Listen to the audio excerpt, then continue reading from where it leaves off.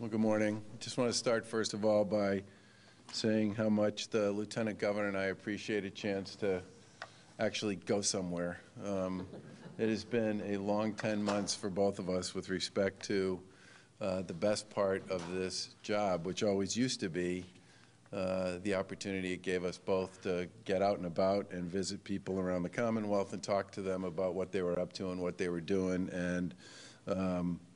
And that has, in many respects for us, as we know it has for so many others, pretty much gone by the wayside since March of 2020. I also want to thank Dr. Kerouac and the whole team here at Bay State for everything they've done over the course of the past 10 months. I don't think sometimes we all appreciate as rough and as difficult and as tough and as tiring as COVID has been for all of us here in the Commonwealth. For the folks on the front lines of this in the healthcare world, this never went away. There's no question that over the course of the summer, it got a little less so than it was in the spring. But even then, people were working on a presumption that there would be a second surge, an echo in the fall. And they were preparing for that, and folks like the folks here at Bay State have been dealing every single day, every hour of every single day with COVID on behalf of the people and the families of the Commonwealth for the past 10 months with no let-up, except that brief period in the summer. So to you, Doctor, and to your entire team, I just want to say on behalf of the people of Massachusetts how much we appreciate what all of you have been up to for the past almost a year now. Before I get into a little more detail on the vaccine piece, which is what we came out to chat a bit about, I do want to go over the COVID numbers quickly. Yesterday, the Department of Public Health reported 4,358 new cases, 55,570 molecular tests were reported. We've now conducted over 11 million tests here in Massachusetts since the beginning of all this. 2,339 patients are in the hospital being treated for COVID, and 423 of those are in the ICU. We're continuing to monitor carefully all the case numbers following Christmas and New Year's, and are going to work real hard to respond to whatever kind of increase in cases and hospitalizations may come from that. This is certainly something that we've been talking to the hospital community about since before Thanksgiving. Fewer people have been getting tested recently, primarily due to the holidays, and we expect to see that our testing numbers will continue to ramp back up now that the holidays are past us. I also want to give a quick update on the vaccine distribution process. At the end of the weekend, there were about 287,000 doses of COVID vaccine that had been shipped to providers in Massachusetts, and 116,771 doses of administered vaccine reported into the state's MIIS system. Quick reminder, it always takes a few days for these numbers to be reported to DPH by providers, so the actual number of doses that's currently been administered is probably higher than the number that shows up on that MIIS report. Hospitals are continuing to vaccinate their COVID-facing staff, and so far, 74 of the 76 hospitals here in Massachusetts have been vaccinating people who are part of their team. Over 70,000 COVID-facing staff have been vaccinated so far, and again, it can take a couple days for reporters to report back to DPH, so we expect that that number is probably higher. That reporting lag is one of the reasons why we issue a weekly report as opposed to a daily report with respect to the actual administration of COVID vaccine here in Massachusetts. We also started vaccinating long-term care residents and staff last week at about 50 sites. That's being administered by CVS and Walgreens. This week, long-term vaccinations are up to about 130 scheduled sites for this week. Yesterday, we talked about plans to begin vaccinating first responders, including fire, police, and EMTs, which will begin on Monday, January 11th. First responders have 3 options for how they can get vaccinated. First of all, departments that meet certain criteria can request vaccines to be administered on site. The criteria for this option is available in the first responder guidance that's posted at mass.gov first responder vaccine. Second, first responders are able to schedule appointments at one of about 60 sites around Massachusetts. Appointments will be open and available later this week, and the list of sites is available at the same website, mass.gov first responder vaccine.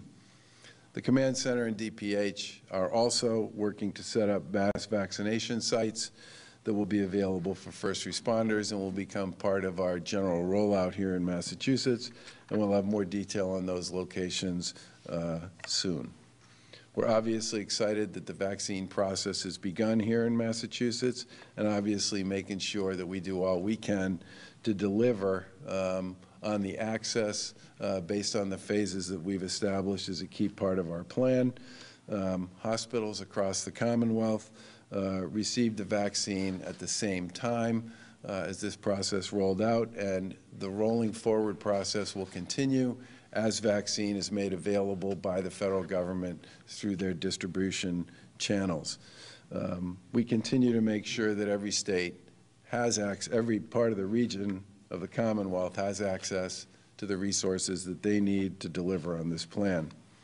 I'm sure Dr. Kerouac will go into the details on this in a moment, but I do want to give a quick update on where we think we are at Bay State. And you can feel free to correct me if I get this wrong. Based on our data, we think 6,162 Bay State employees have received their first dose. We're obviously grateful to everybody who stepped up to get the vaccine. Those efforts that they've all put in over the past 10 months have been tremendous, in many cases working around the clock to treat patients and provide critical support services. I also want to say how much we appreciate the time that's been spent away from family and from friends, and what a big difference it makes for everybody in this region to know they have such high-quality players able to serve them in what have been, in many cases, some extraordinarily difficult circumstances. We've also been encouraged by the numbers of staff who want to get vaccinated so far, and we hope to see more get vaccinated in the weeks ahead. The vaccine is safe and effective, and when it's your turn, I certainly hope everybody will choose to step up and take advantage of this. 2 other quick things I just want to say. One is, while the arrival of vaccines and the rollout process is a critical part of sort of turning the corner on COVID, I can't state how important it is for everybody to maintain their diligence and their vigilance as we move through this particular part of the process. We've talked on a number of occasions about our concerns associated with the holidays. Thanksgiving certainly turned out to be a pretty significant hit to our healthcare system and to our Commonwealth with respect to the rise in cases and hospitalizations that came after that. It's still a little early to draw broad conclusions about the post-Christmas and New Year's impact, but we certainly believe, based on everything that we've heard from our conversations with our colleagues in the hospital world, that there has been a tick up in hospitalizations after the beginning of that particular week, and we're obviously going to pay a lot of attention to that data over the course of the next few days. I will say this. In the beginning of November, the average age of a hospitalized patient in Massachusetts was about 61 who was hospitalized for COVID. The average age of that population today is 73. And I've talked to people in the healthcare world who've basically said that they watched that intergenerational transfer take place based on the people who were coming into their institution after Thanksgiving. And I think in many ways that speaks to why it's so important for people, if you're with folks outside your immediate household, you really do need to take precautions, even if you're in informal settings. you really need to wear a mask. If you do feel sick, you need to get tested. It's really important that you not engage in a lot of the informal types of activities and gatherings that we're also familiar with, at least until we get through the rest of the rollout on this vaccine. And I know for everybody, this has been a really rough and difficult and complicated period of time. But now that we are to the point where we are able to start vaccinating people and rolling out and rolling up our vaccination program here in the Commonwealth, it's critically important for people to continue to do the things that keep you safe. You know, wearing a mask, maintaining your distance, maintaining good hygiene, and really trying to avoid a lot of those informal gatherings where people have a tendency to let down their guard, because it's very clear to a lot of the folks in the provider community that they watched what happened to the folks that were coming into their institutions after Thanksgiving and saw that intergenerational transfer of COVID, which probably took place around the kitchen tables and dining room tables that so many of us frequent during those holiday seasons.